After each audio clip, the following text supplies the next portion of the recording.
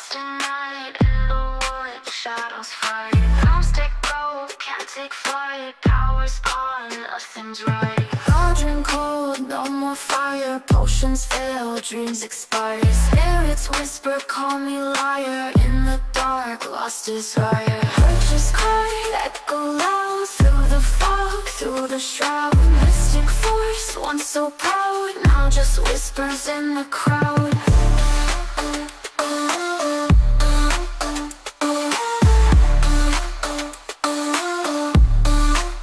Babaylan TV.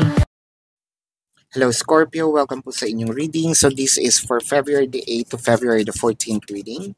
Para po sa mga bago, don't forget to click the subscribe button, smash the like button, comment below kung kayo po ay nakaka-resonate, and hit the notification bell. Kung gusto niyo pong sumali sa ating live sessions wherein pwede kayo magtanong, no? Doon po yan sa ating kabilang channel, that is Babaylan TV. No? Kung gusto niyo rin po ng dalawang readings, meron na rin po doon February the 8th to February the 14th reading. Ayan, so I want you to know that this is a general reading. You may resonate with some bits and pieces or yung entire po ng reading. No, take what's only yours, Scorpio. Parang meron ditong sure na, no, na ikaw ang gusto ko maging partner for life. Whether this is romantic, whether this is friendship, whether this is business-wise, trabaho-wise, no? Nakikita kasi yung potentials mo, no? Nakikita yung sinasabi nating maayos, no? Maayos magtrabaho, mabuti ang intensyon, no? Para kang Daniel Padilla, nasa yun na ang lahat. Ayan. But what I am seeing in here, maraming challenges muna ang nangyari, no? Siguro kung ito ay buhay family, no? Parang sinasabi nito mga taong to is ang swerte ko naman or ang swerte naman namin, no, na kapatid ko 'yan, katrabaho anak ko yan, no? Pinsan ko yan. I feel like kung buhay pag-ibig ito, siguro nandito na ito sa part na sure na ako na ito yung aking makakasama, no? Tatanda, yung growing old with. I think na medyo verbal na rin, no? Parang sinasabi na nitong taong to or masasabi na ng taong ito na bakit hindi kaya subukan nating magpakasal muna. So, kasal agad. Magpakasal sa West, no? Kung di pa afford, no, ng ating budget, or why we would not try cohabitation, no? Cohabitation is live in together, no? Pero bakit gano'n, no? Medyo nagkaroon tayo ng mga challenges kasi parang feeling mo pinadaan tayo sa test. Binigyan tayo ng mga challenges mismo nitong taong nagsasabing gusto kong nakikita ko na ang future ko with you, no? With the Knight of Wands and the Three of Swords. No, minsan kasi matabil ang dila, no? May kalyo din ang dila nitong partner mo. Masakit magsalita, no? Aminin niyo 'yan. Let me know in the comment section. I think that your person here is built with yung matalas, nakakasakit.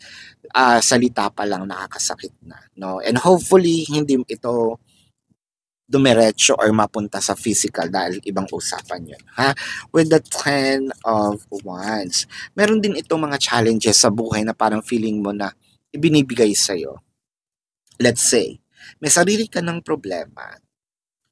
Tapos, nakagawa pa ito ng problema. Pero ikaw ang magre-resolve, di ba? Ang galing naman. So, parang kasi with the 10 of Wands, oo, medyo mabigat siya sa shoulder. And you know for a fact na hindi lahat, no, na nakapasan sa'yo is kagagawan mo. Now, there's no perfect person. Hindi ko sinasabing wala ka dito, wala kang contributions, meron, pero hindi lahat pasan mo. Siguro ikaw ang breadwinner sa family, no? Kung usapang pamilya ito. Yan, meron tayong sorry for my French, tarantadong kapatid, no? Tapos ikaw pala ang papasan or sabihin nating palautang magulang, ikaw pala ang magbabayad, no? Meron tayong mga pamangkin na minors, no? No, online shopping, ikaw pala din ang magbabayad, no? Meron tayong mga kung buhay pagkaibigan naman ito, ikaw lagi ang takbuhan, no? Sandali, problema nyo yan. Hey, bakit problema ko pa rin? Okay lang kayo. Parang ako lang yung takbo. Hello, tingin nyo sa akin, Superman, Superwoman, no? Where's the magicians and the wheel of fortune?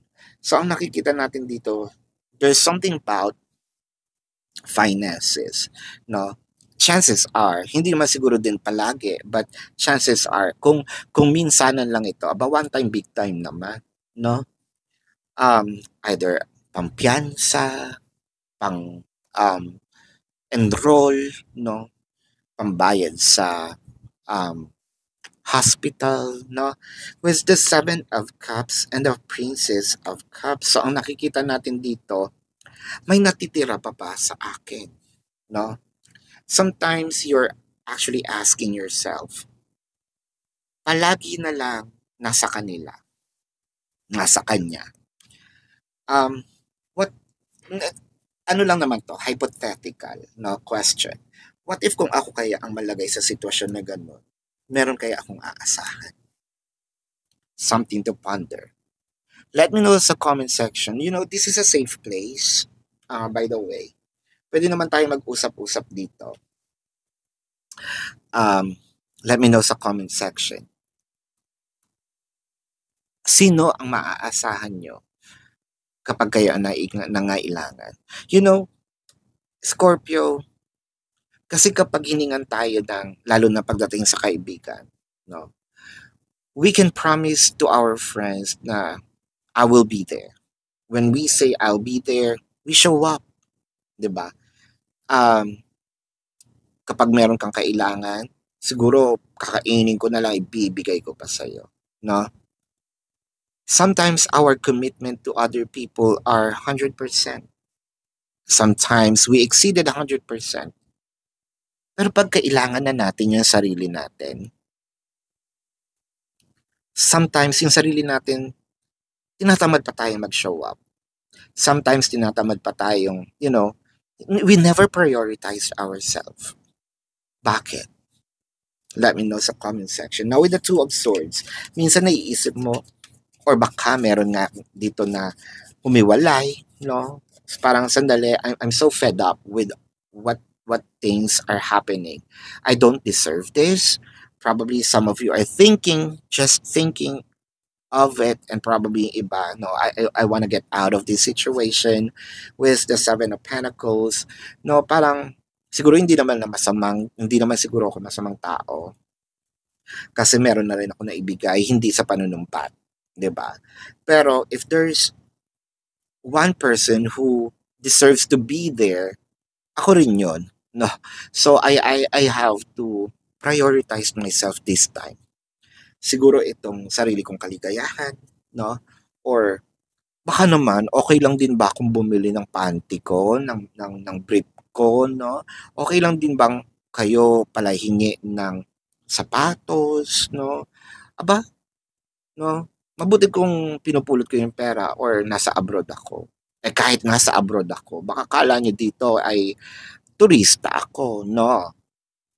Hello, nagtatrabaho po ako with the World card and the Emperor, no? Parang nakikita ko naman is ang ganda-ganda nitong situation na paparating, no? Because this is something that is cooking for you. I believe that there is some appraisals in here. Whether it is, of course, this is monetary wise. It all boils down to monetary wise when it come to this appraisal. Kung trabaho ito, once you get promoted, of course, tataas ang sahod.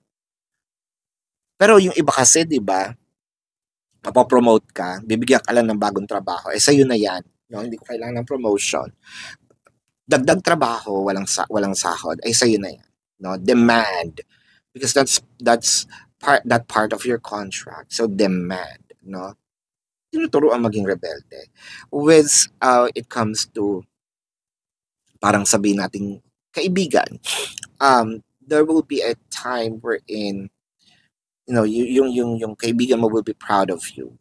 Pero yung masigabong palakpakan, I feel like um was that worthy of uh would that pay the shortcomings? Well, at least hindi ka sinisiraan. Nga ba? Na when it comes to family members, kaya nga sinasabi natin, proud na proud itong mga taong ito, no? That you were there for them. But with the Eight of Swords, parang hindi na ako nakalaya, no? Sa isang sitwasyon na paulit-ulit na lang nangyayari. Parang hindi na ako nakalaya sa mga ibinibigay ninyong challenges sa akin with the Six of Cups. Siguro namimiss mo na yung sarili mo. At ako naiiyak. Namimiss mo yung sarili mo. Namimiss mo yung time siguro na hindi ka naman madamot. Pero with this kind of situation, parang gusto mong magdamot. Namimiss mo yung sarili mo sana na ito sana, at least for 1 month or at least for 3 months, okay lang bang etong mga blessings na nakuha ko is para sa akin muna? No? I need to start something. I need to do something. I also have dreams of my own. Pero I feel like nakakulong ako sa isang sitwasyon na parang kailan ba ako makakalaya? With the Seven of Wands, no? You're trying your best. Siguro I think that this time you're also starting to save something, hindi mo sinasabi, no? And with the Five of Cups, I feel like there may be a bit of panghihinayang dahil sa mga panahon, no? Parang sinabi natin, kung marunong lang sana sila, no? Or marunong lang siya, si person ko, na tumayo sa sarili niyang paa. Siguro madami na akong naipundar, no? Yun nga sinasabi natin dito, when it comes to relationship, parang ikaw din na naging breadwinner. So that's probably why this person is very sure na sayo siya, no? Na parang eto na pala ang aking, and hopefully sana magkaroon siya ng idea na matulungan, no? Tutulungan ka in the future. Let's get some more cards here, no? Again, ipapaalala ko lang po sa inyo na doon po sa ating kabilang channel, nagla-live po tayo, ha? So, pwede kayong magtanong doon. Kung hindi kayo makaresonate dito, baka nandun po ang inyong reading, na kung hindi nyo po maabot yung live sessions, pwede naman kayo magtanong dito as long as sa comment section, as long as the question po is answerable by yes or no. Ayan. Pero kung hindi kayo masasatisfy sa yes or no na sagot, dumiretso po kayo dun sa ating website. Nasa description box po ng video na ito, click the link, you will be routed to my website na makikita nyo po yung question form na dun din po yung name, number, amount per question, QR code, no? For your reference. I also created a 4 questions plus 1, so take advantage of it. And if you want to book a private reading, nandun din po siya. So cat here is, this represents a very sensitive, no? Independent, yan. So masungit pero malambing, no? And this is how you become. This is how you are at the moment. Siguro dala din ng mga sitwasyon na ito, kaya medyo either irritable tayo, or ngayon dahil nababasa na natin ang mga energies, no, ng mga tao, I feel like alam mo na, nasa-sense mo na, papalapit ito, alam ko na para may kailangan nito, no? Ayan, so I feel like you are very sensitive as of the moment. And let's check here, an independent, no? Let's check ang message sa iyo ng universe. Take some time to rest and rejuvenate. That's very important. Sa mga nangyayari dito, I feel like you need to. Okay lang yan magpamasahe ka, no? You deserve it. You need to pace yourself for the changes that are coming your way. Kailangan mo daw paghandaan dahil maraming um, mga dadating sa buhay mo. Hopefully, this is positive, no? They are all positive, bigger and better. Bigger and better things are coming for you. So, ibig sabihin, pag dumating na itong um, mga magandang mangyayari, at least prepared tayo, at least maganda tayo, at least relax tayo, no? Maayos ang kondisyon ng ating isip at para ma maisaayos nating mabuti, no? Makakilos tayo ng maaliwalas, no? Just relax and trust. So parang this is a manifestations of things are gonna be better very, very soon. And I feel like yung mga inaasam-asam natin dito na hopefully na matulungan tayo, hopefully na magtuloy-tuloy na itong mga blessings na paparating ay nandiyan na, no? So let's check the zodiac sign of your person or the people involved. This can be their sun sign or a placement in their chart. I am seeing Leo, Pisces, Sagittarius, Cancer, Taurus, Aries, Scorpio, Virgo, Leo. Yan. So this is your reading. Love and light to you. Namaste. And see you on the next live or the next reading. Goodbye.